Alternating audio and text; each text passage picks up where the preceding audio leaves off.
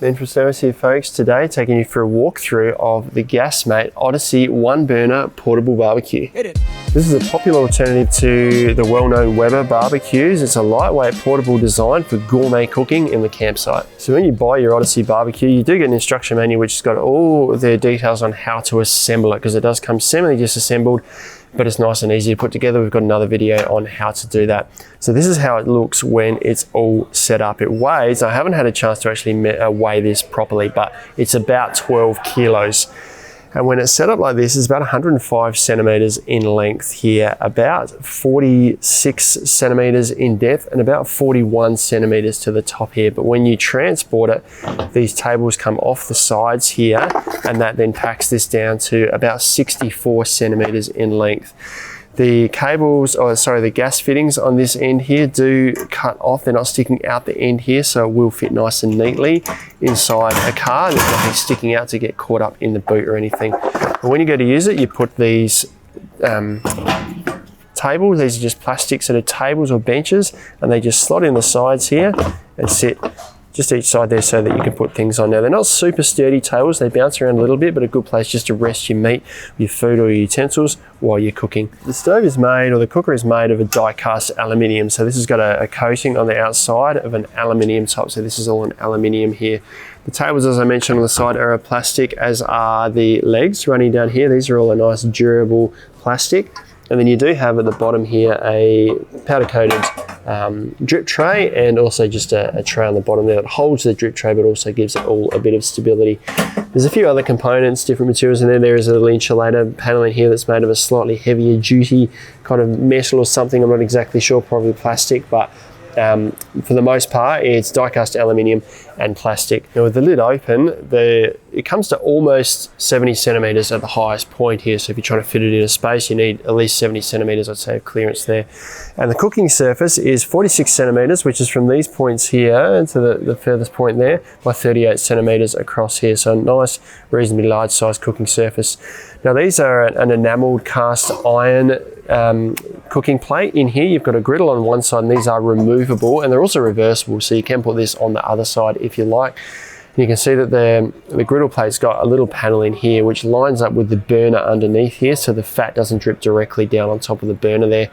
And you've then got a griddle plate on this side here. This is the grill. This is the griddle plate, which is reversible, so you can use the griddle side for meats and things, or reverse it so you've got a flat side on there for eggs and the likes. Now this has got a little drip point in here, a hole here. Obviously the fat is going to drip through the grill plate here to the stove underneath.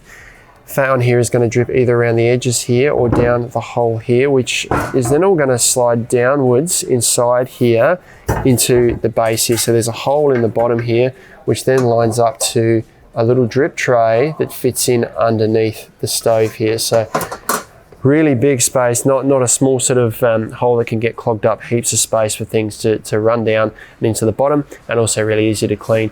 Now this burner here is a stainless steel burner that runs all the way around, so nice big burner there. We'll light this up shortly and show you how that looks. And you've also got a piezo igniter here, which correlates with, if we look back at the outside here on the control sort of side of things here, we've got a rotary ignition here. This is the piezo and all the business inside here. And that's all operated on the other side here by the knob, which when we turn that on, and we'll light it up shortly for you, there's a rotary ignition in there, so it auto lights, and you can control the temperature through this knob here.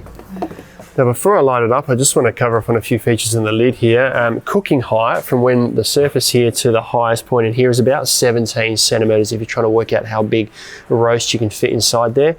And the last thing I haven't mentioned is this little temperature gauge here, which sticks inside the lid. So if you're cooking with it closed, that lines up with a little temperature gauge on the outside here, so you can monitor how hot it is inside the barbecue. Now it allows for a nice amount of airflow with the vent at the back here, and that teams up with the large hole in the bottom there that doubles as that place where the fat can drip through, so you get the airflow throughout, but it doesn't have the vents on the side. This lid seals over the top here, so Webers have a vent on the side to allow that airflow through. This actually relies on the air coming from underneath and out the back, so slightly different cooking style. Now I want to light this up and show you how it works, or how it looks when it's burning. Now the hose is about a 90 centimeter hose. So from I'm just going to remove this so we can see what's going on here. from the rubber bit of the hose is about 90 centimetres from end to end here, and it's a POL fitting on the end here. Now, these fittings are going to be updated in the not too distant future, so keep an eye on what's going on. These will still be compatible, but over many years these sort of fittings are being changed over to a new safer model. But this is the POL fitting that is currently available in the market. I'm going to attach this to a gas bottle here. I've got an adapter to a POL fitting here. I can just screw this into the fitting here. Now this is a regulated gas supply that this requires. So if you wanted to fit this to a caravan system, and once again these are regulations that could be changing over the years, you'd need to remove this from here and attach a different hose on here.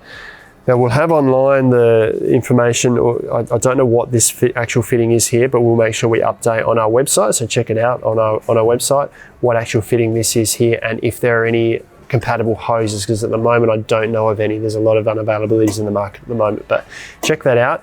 But you need to attach this directly to a regulated gas supply. You'd have to keep this out of the system, connected to a regulated gas supply on your caravan, and you can't use natural gas in this. It's got to be LPG. Now I've got that attached to there. You would check this with a spray bottle, make sure there's no leaking gas or anything. There's no bubbles with soapy water. We can turn this on. Also want to listen to make sure I can't hear any gas leaking, which I can't smell any gas.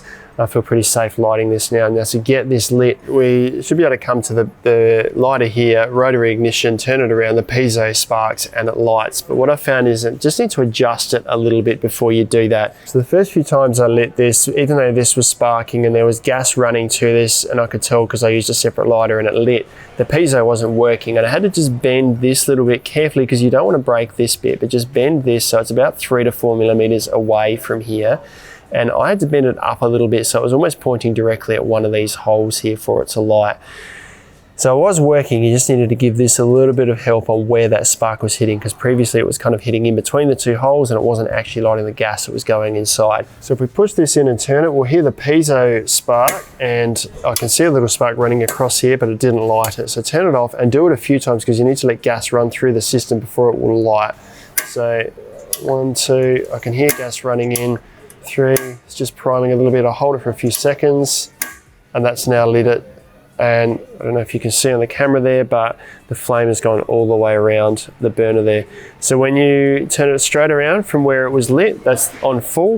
If you keep turning it right around, it goes right around to a simmer. So the burner they class is 11 megajoules, so about 10,500 BTU. So not a super hot burner, but it's more about efficiency of cooking here. So on low, I can get my hand sort of this far above, and it feels nice and warm. So slow cooking, if you close the lid down, it's going to trap the heat, and these cast iron plates inside, once they heat up, are going to retain the warmth as well, so you're going to get a nice even warmth. If we turn it right up, then we then get our full 11 megajoules or 10,500 BTU, and I can feel it's much hotter up sort of to about here now, so you're going to get a much hotter cooking surface on there. If you cook with the lid closed, then it's probably going to be over hot and you're going to burn all your food.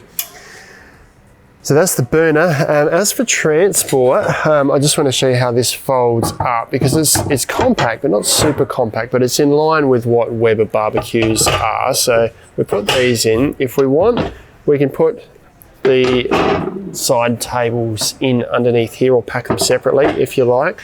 But that's as far down as it packs. So I'll take the gas hose off of here and just tuck this in underneath.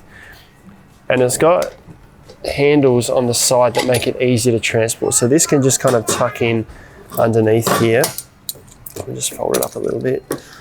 So it folds in out of the way, and as I mentioned previously, the hose doesn't stick out the side here, so it's nice and compact, and you've got these two handles on the side to make it easy to pick up and transport. But it doesn't go down any further. These legs are fixed on the bottom here. It's much more stable, but that is going to be your pack size if you're trying to transport it in your car. In terms of a bag, there's no specific bag for it yet. Hopefully someone like Blacksmith can make one soon that will fit it, but it'll fit the larger Weber size bags, the 2000 size Weber bags, but the smaller ones, it does zip up, but it is a little bit tight because of the height here. It doesn't quite zip up comfortably at the front there. It stresses the seams a little bit. But that is the Gasmate Odyssey 1-burner portable barbecue. Probably the best alternative to a Weber I've seen around. It's going to give you gourmet cooking solution in the campsite, slow cooking roast or anything, or even just a barbecue, whatever you like. Pizza, if you've got a pizza stone that fits inside here, you can cook pizzas in there. It's going to be beautiful. Check them out online at snowies.com.au where you find them at our lowest prices every day. But if you've got any questions, let us know down in the comments below. Subscribe to our channel for all our latest information, or check out some other cool Gasmate products like these ones down here.